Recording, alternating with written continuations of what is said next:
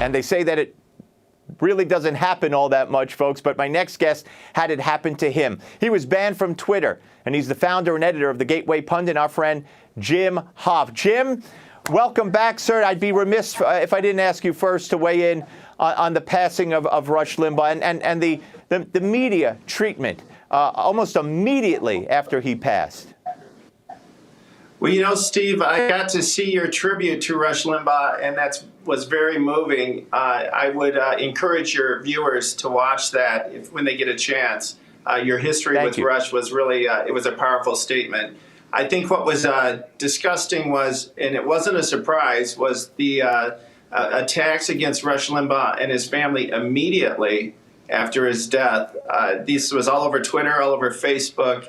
Of course, these nasty comments are still up.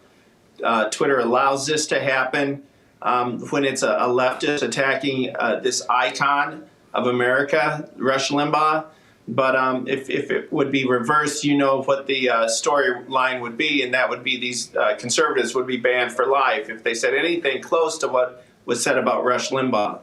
You're absolutely correct on that, and that leads us to your situation. You and I have discussed the censorship issue here on this show, and unfortunately, you now have firsthand experience with it. You've been banned from Twitter. Tell us what happened. Yes, Steve. What happened was we asked for 2 months to get this footage from the TCF Center in Detroit where they were counting votes on election night. It took 2 months. We finally got the footage, and what happened was we saw on this security camera footage that they had brought in a van in the middle of the night at 3:30 a.m., unloaded 61 boxes of ballots mysteriously and put them inside the TCF Center to count these ballots.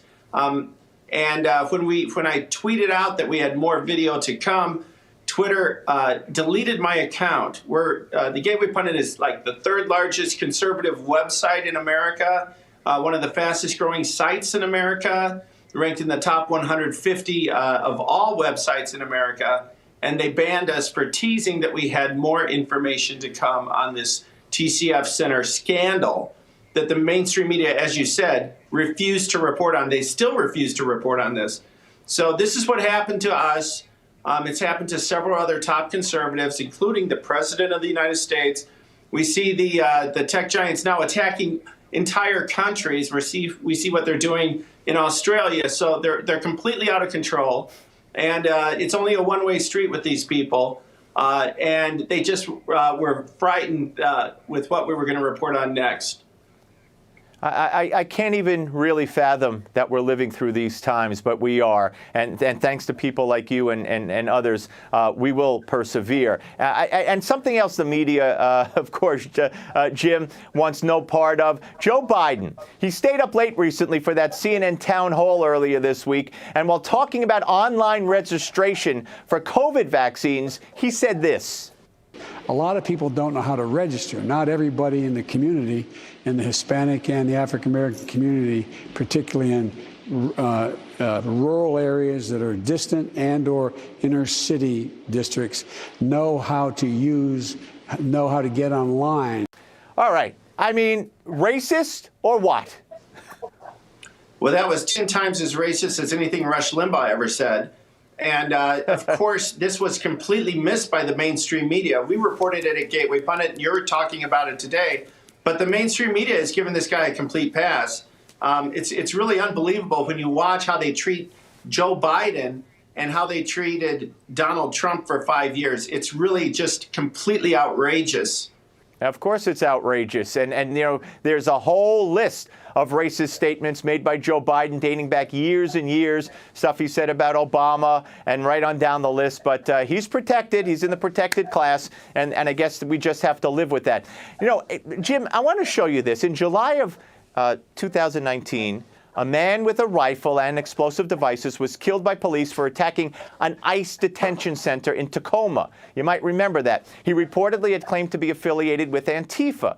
Now, after the incident, Keenan Bext of The Rebel attempted to get members of the Squad to condemn the attack, but this happened. Enjoy it. Watch. Will you condemn Antifa for the attack in Washington? We'll be making statements. It's easy to condemn a terrorist attack. Will you condemn the Antifa attack in Washington over the weekend? It's easy to condemn terrorism. Will you condemn it? Is it clear? Antifa firebombed a facility in Tacoma over the weekend. It's an ICE facility. Will you condemn them for that? Really simple question. Will you condemn Antifa for attacking an ICE facility? It's very simple.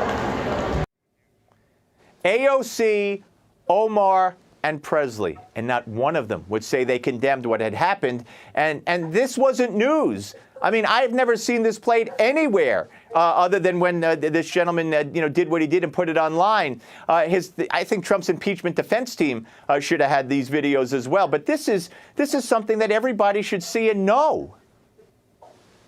Absolutely. This was Willem Van Spronsen, who was a police hater who attacked the police, was shot dead. Antifa later admitted that he was one of their own.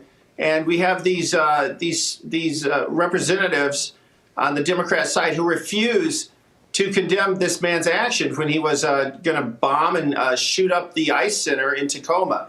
It's really this double standard, again, that's just completely out of control, and it has a lot of Americans very upset. This is what the media does. They'll bash Republicans like we saw Joe and Mika, and yet at the same time they forgive the left for the $2 billion in damage that they caused on small businesses and people's in Minnesota and across the country just last year. Yep, absolutely correct. Jim, keep the faith, my friend. Thank you for coming on. We'll speak to you soon. Thanks a lot, Steve.